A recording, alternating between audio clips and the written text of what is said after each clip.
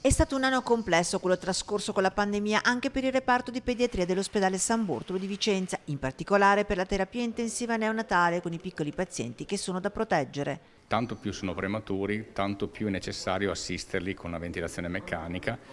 E l'altro grosso problema che devono fronteggiare è proprio la immaturità del loro sistema di difesa. Sono bambini che con molta facilità vanno incontro ad infezioni, e sia da appena nati sia legate all'ambiente, perché germi che a noi non fanno alcun problema, che abbiamo abitualmente sul corpo, nelle mani, a loro possono essere. Da qui la massima attenzione all'uso di antibiotici e all'igiene. Se il reparto ne è emerso più che bene con nemmeno un caso di sanitario colpito dal Covid, non è stato semplice fronteggiare la situazione da un punto di vista organizzativo, in particolare nel momento più grave della pandemia. Abbiamo avuto un'ondata epidemica di tante mamme positive, soprattutto della zona dell'Ovest, e questo ha comportato che in ogni situazione ci fosse una gestione autonoma, cioè dovevamo isolare mamma, bambino, e questo ha comportato uno sforzo assistenziale notevole, perché ogni bambino aveva un infermiere dedicato.